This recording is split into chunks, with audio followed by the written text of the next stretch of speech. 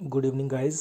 आज मैं आपको बताने वाला हूँ HBSC के अंदर, हरियाणा बोर्ड के अंदर आपको पता है कि क्वेश्चंस जो हैं, आपका जो एग्ज़ाम का पैटर्न जो आया है उसके अकॉर्डिंग 40 क्वेश्चंस 80 मार्क्स के पेपर में ऑब्जेक्टिव आने हैं, और जो हमारे फिजिक्स और केमिस्ट्री और बायोलॉजी के 70 मार्क्स के पेपर होंगे उनमें 35 जो क्वेश्चंस हैं वो ऑब्जेक्टिव आने हैं। तो आज केमिस्ट्री के अंदर मैं आपको बताने वाला हूँ, मैंने लास्ट के 10 ईयर्स के पेपर के अकॉर्डिंग एक छोटी सी रिसर्च की और देखा कि वहाँ पर कौन से questions MCQ multiple choice question किन टॉपिक से ज़्यादा पूछे जा रहे हैं, बल्कि 90% क्वेश्चंस इन्हीं टॉपिक से पूछे जा रहे हैं जो मैं आपको बताने वाला हूँ। तो देखते हैं। जैसे कि हमारे पास, आपको पता होना चाहिए बच्चों, जो यूनिट्स हैं, अब हमारे पास केमिस्ट्री के अंदर खाली 13 यूनिट्स रह गई हैं। हमारी 3 यूनिट्स, एक तो मेटलर्जी, एक हमारी पॉलीमर और एक केमिस्ट्री इन एवरीडे लाइफ, ये तीनों यूनिट्स सिलेबस से हट गई हैं कोविड की वजह से।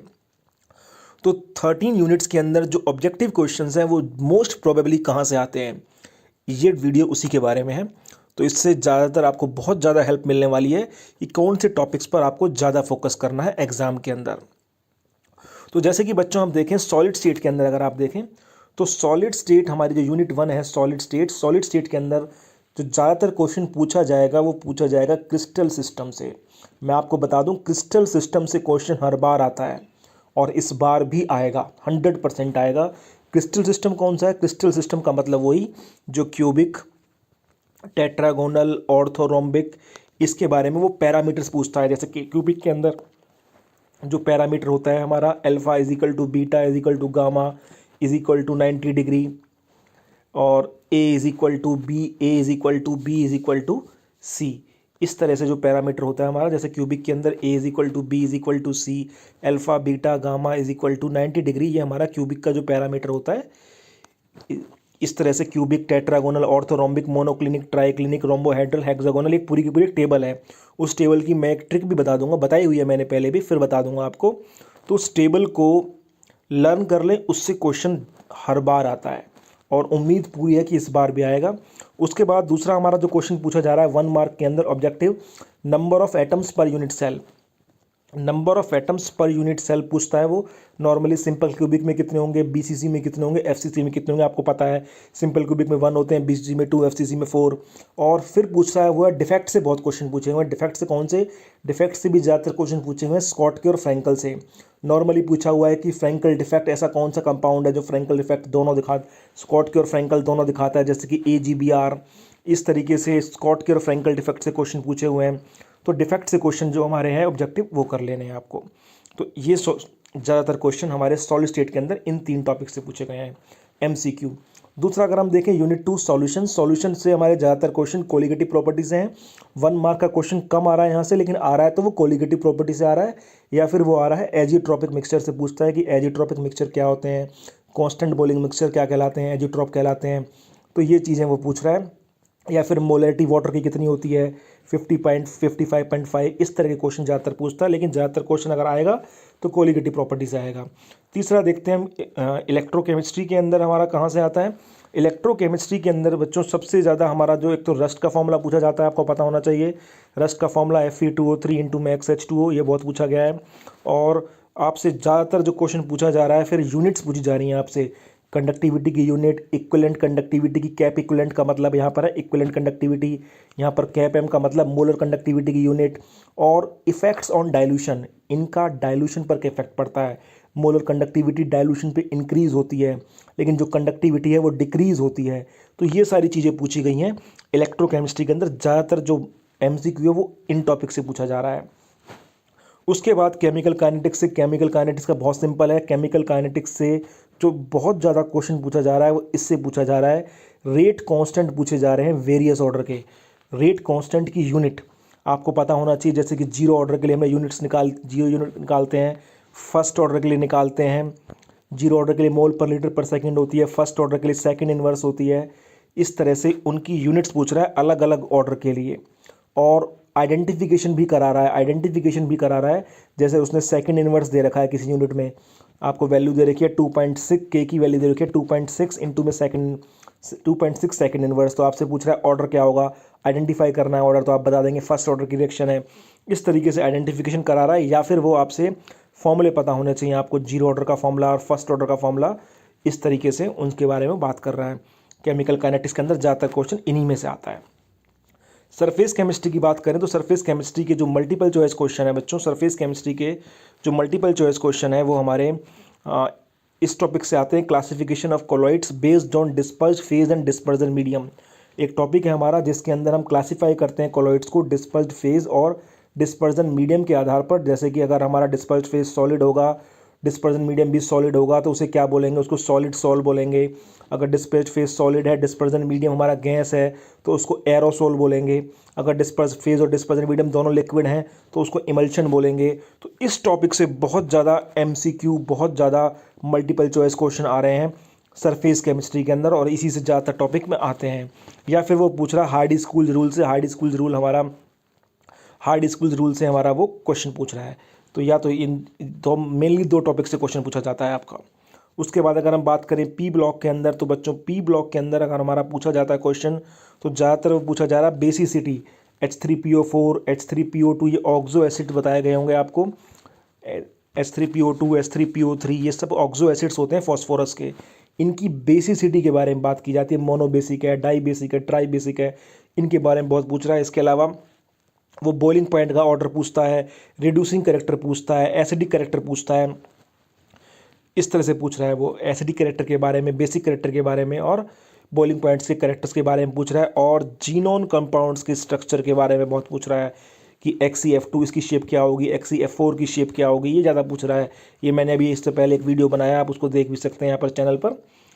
उसके बाद अगर आप देखें यूनिट 7 के अंदर D&F ब्लॉक के अंदर क्या पूछ रहा है, D&F ब्लॉक के अंदर वो पूछ रहा है एक तो इलेक्ट्रॉनिक कॉन्फ़िगरेशंस के बारे में, स्कैंडियम 3 पॉजिटिव का इलेक्ट्रॉनिक कॉन्फ़िगरेशन बताओ, Fe2 पॉजिटिव का इलेक्ट्रॉनिक कॉन्फ़िगरेशन बताओ।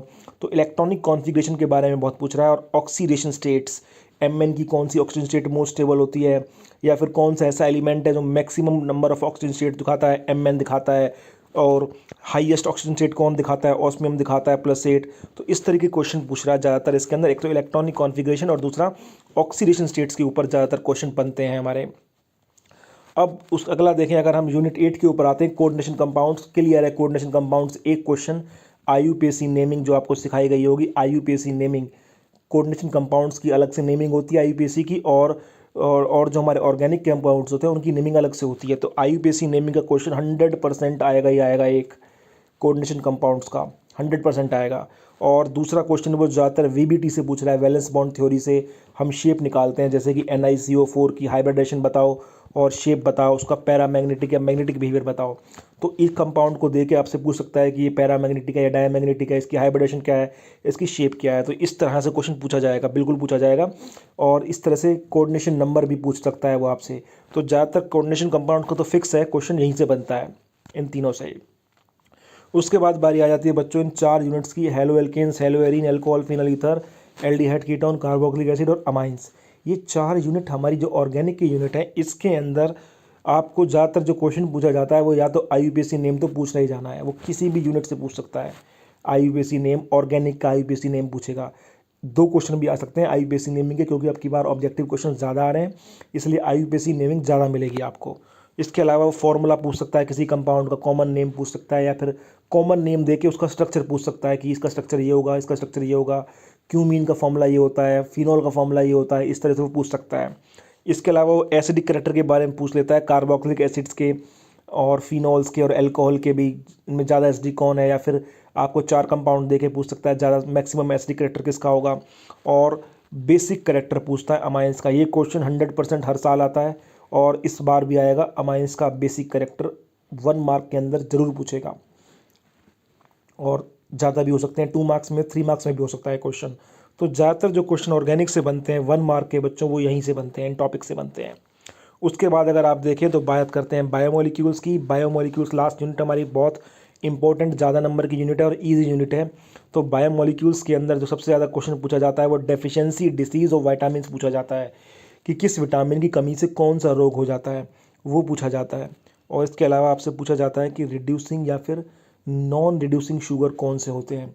आपको कंपाउंड दे सकता है, उसका नाम दे सकता है, पूछ सकता है आपसे कि ये रिड्यूसिंग है या नॉन रिड्यूसिंग है। इसके अलावा आपसे क्या पूछ सकता है, लिंकेज, लिंकेज पूछ सकता है कि हमारे प्रोटीन्स के अंदर अमीनो एसिड के अंदर कौन सी लिंकेज होती है, पेप्टाइड लिंकेज होती है, आपको पता है COOH पेप्टाइड लिंकेज होती है।